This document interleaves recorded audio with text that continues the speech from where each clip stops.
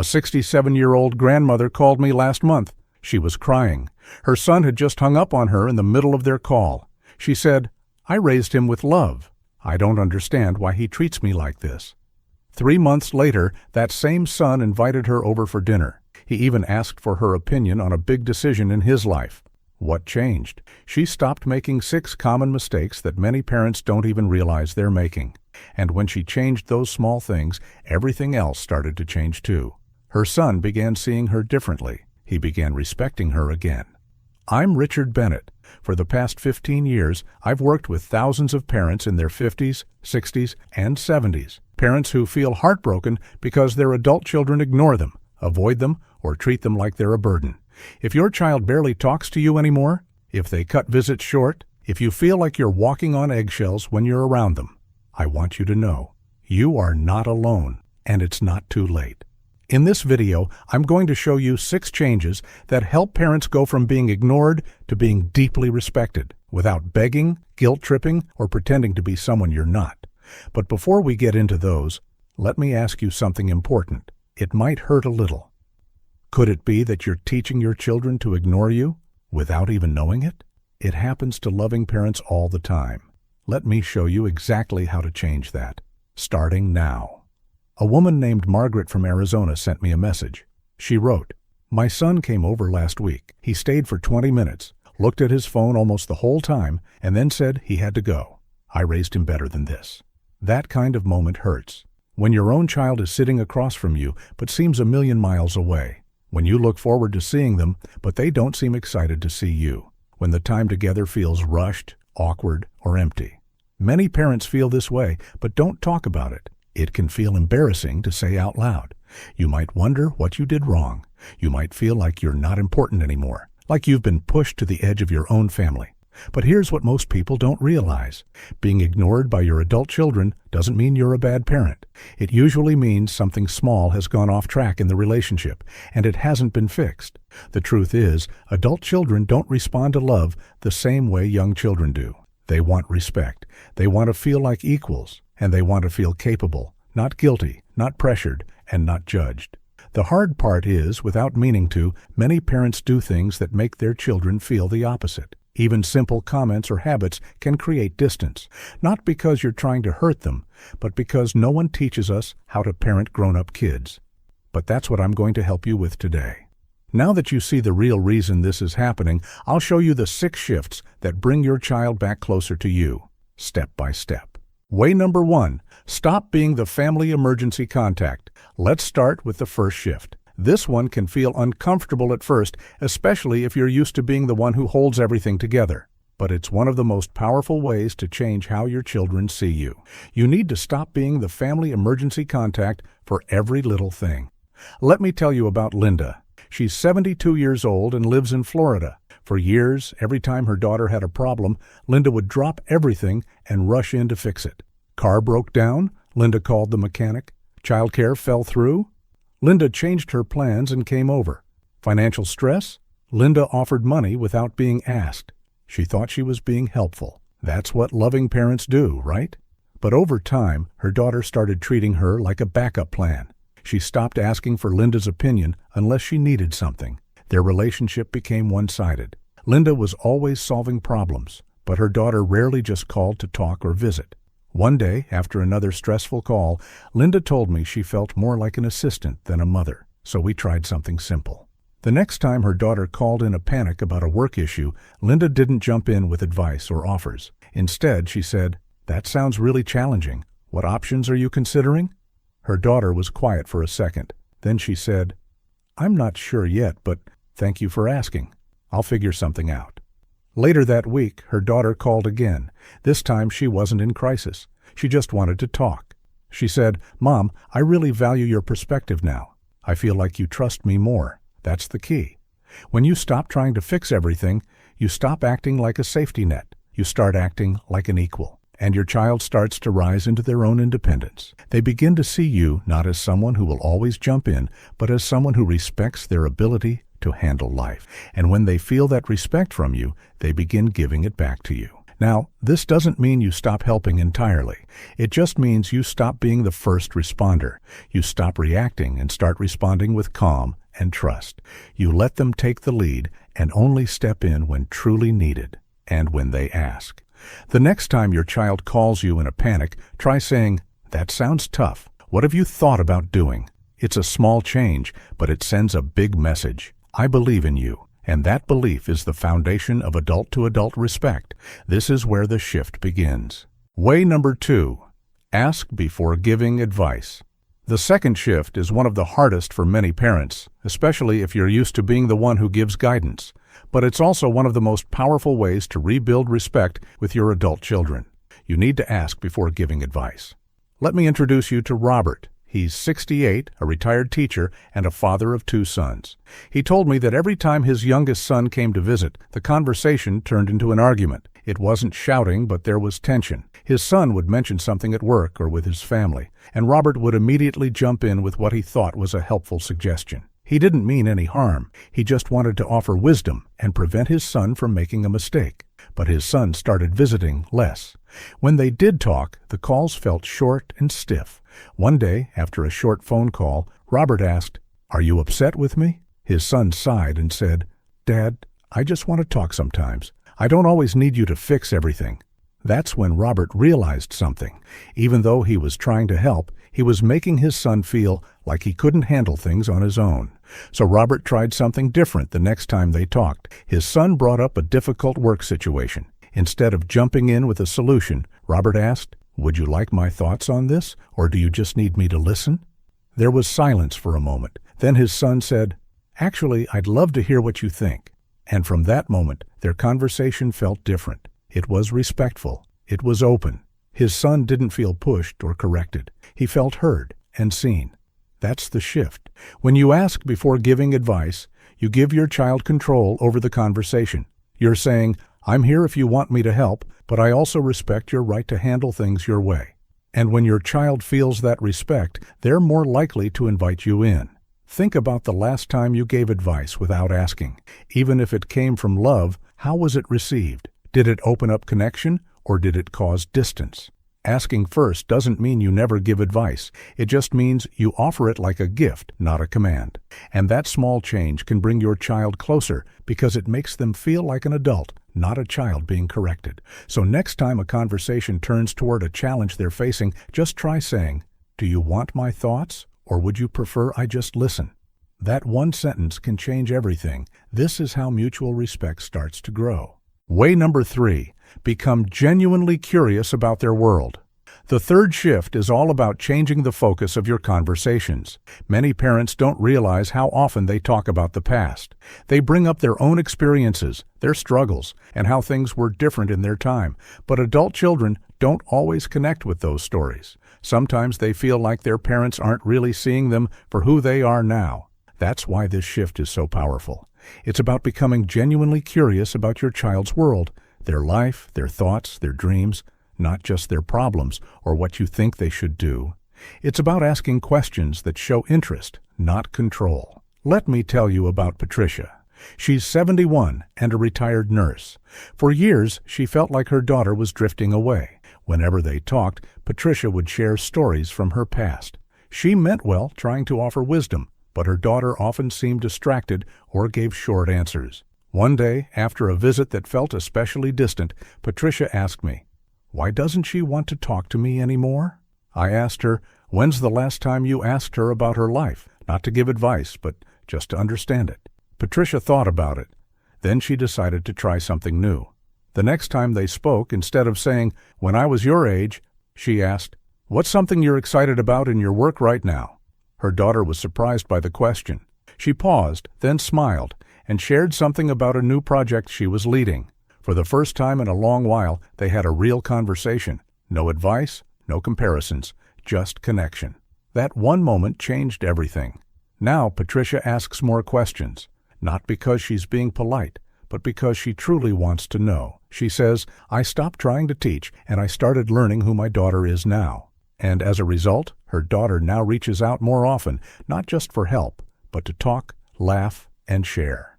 When your child feels like you're interested in their world, they start opening doors you didn't even know were closed. They feel safe to share because they don't feel judged. They feel respected because you're showing them that their life matters to you now, not just as your child, but as a full person. So if your conversations have been feeling short or shallow, try this shift. Ask about their job, their hobbies, the things they care about.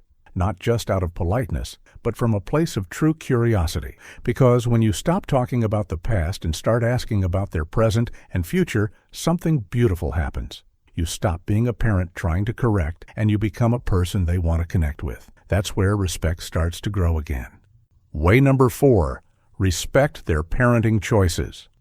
The fourth shift may be the most difficult one for many loving parents and grandparents. It's about learning to respect your adult children's parenting choices, even when you strongly disagree with them. This one change can make the biggest difference in how often your children call you, visit you, and want you in their lives. Let me share Maria's story. She's 69 years old and has 3 grandchildren. For years, she would often comment on how her daughter was raising them.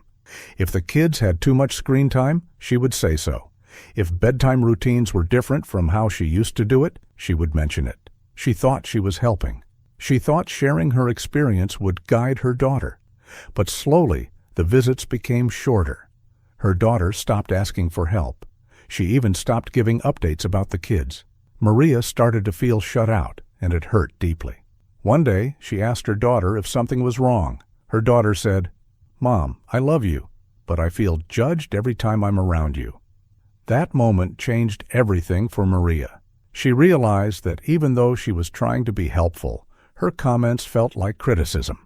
They made her daughter feel like she was failing, even though she was doing her best. So Maria made a decision. She would stop offering opinions unless she was asked. She would trust her daughter to parent in her own way. At first, it was hard. She bit her tongue more than once. She had to remind herself that being quiet didn't mean she didn't care. It meant she was giving space. And after a few months, something surprising happened. Her daughter started asking for advice. One day, she asked, "Mom, how did you handle tantrums when we were little?" Maria smiled, not because she was finally being asked, but because she knew it meant her daughter felt safe again. Safe to ask, safe to listen. Respecting your child's parenting doesn't mean you agree with every choice. It means you trust them to figure things out the way you once did. It means you understand that times have changed, and so have parenting methods. Your role isn't to correct. It's to support when invited and to love no matter what. When your adult children feel respected in how they raise their own children, they start to relax around you. They open up more, they visit more, they ask more, because they know you're not there to criticize. You're there to stand beside them. So if you want your children to invite you back into their lives, into their homes, and into their hearts, this is one of the most powerful shifts you can make. Let them parent in their way, and they will come to you when they're ready. That's when real trust and respect begin to grow again. Way number 5, create new positive memories. One of the biggest mistakes many parents make is trying to recreate the past. You remember the family dinners, the holidays when the kids were small, the laughter and closeness. So when your grown children don't show up for Thanksgiving or seem distracted at Christmas, it feels like something is broken. You start to ask yourself, where did I go wrong? But here's the truth. Your kids have grown up. Their lives are busier, different, full of new routines. Trying to pull them back into the past often doesn't work. And when you focus only on what you've lost, you miss a powerful chance to create something new. That's what Tom, a 74-year-old grandfather, learned. For years, he tried to make holidays perfect, just like they used to be. He would cook all the traditional meals, decorate the house, and send out reminders weeks in advance. But every year, his adult children had excuses. One was traveling, another had work. A third just said they were too tired. Tom felt rejected and alone. One day, his neighbor shared a simple idea. Start something new and low pressure, something fun, something that fits their current lives, not the past.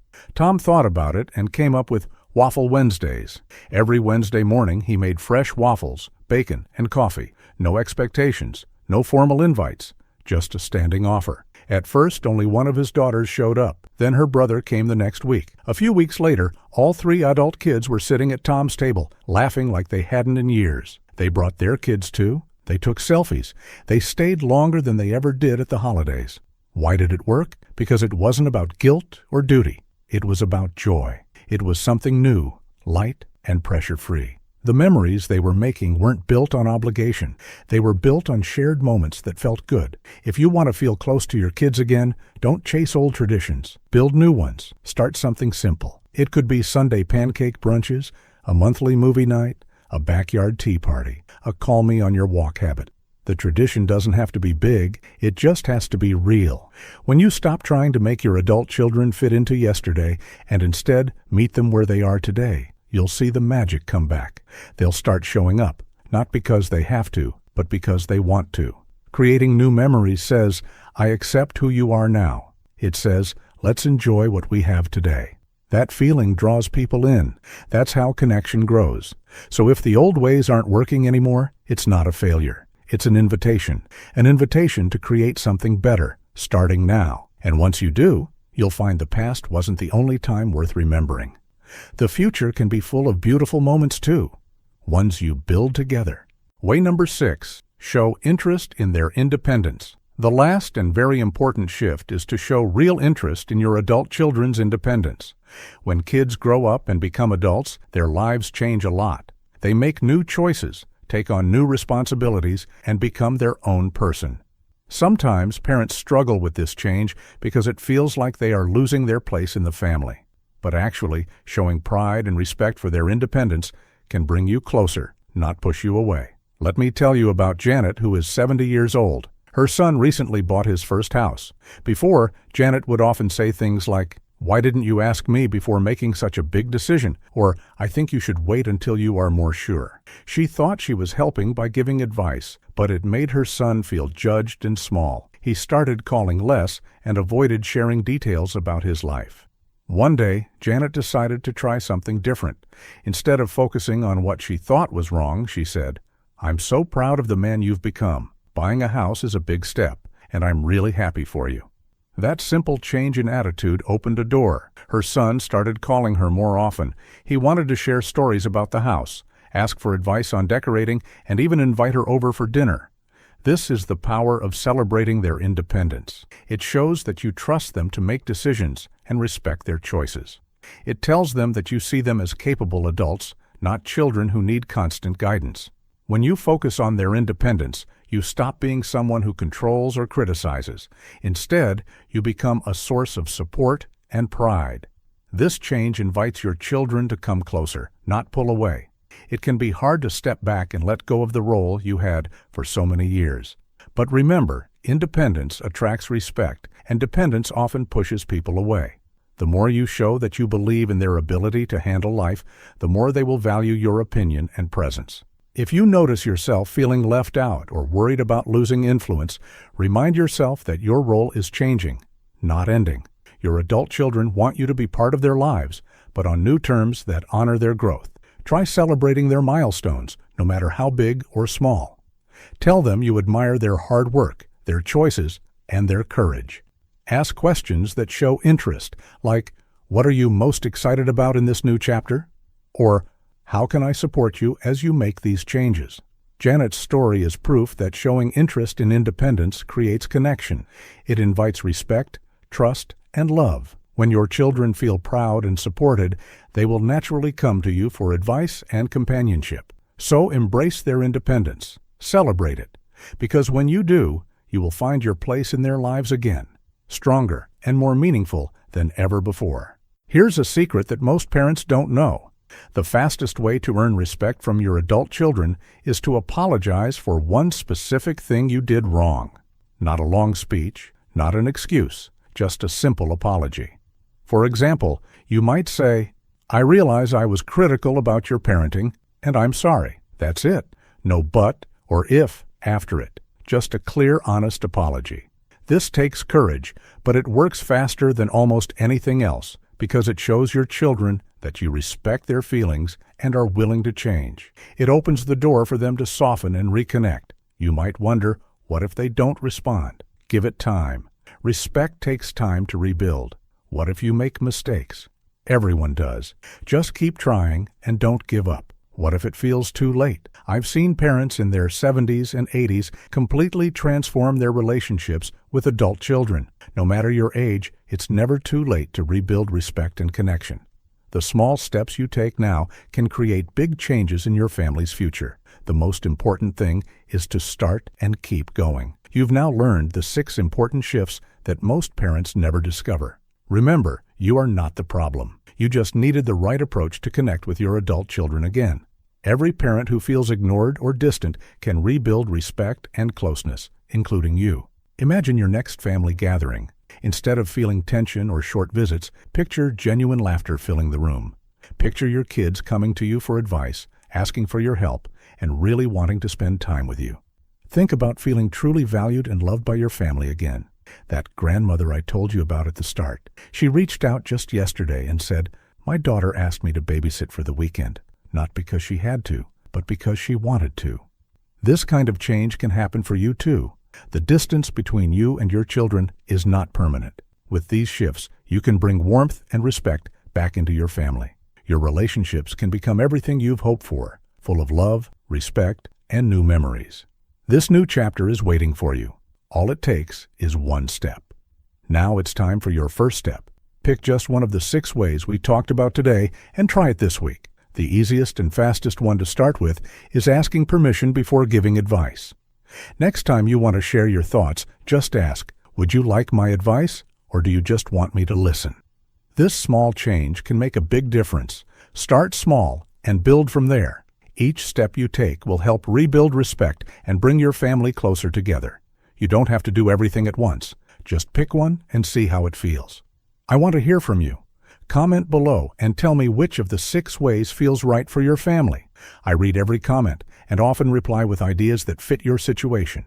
If this video helped you see your family relationships in a new light, please share it with another parent who needs hope. Remember, your family relationships can be the warm, loving, and respectful connection you want, starting today. You have the power to make that happen, one small step at a time.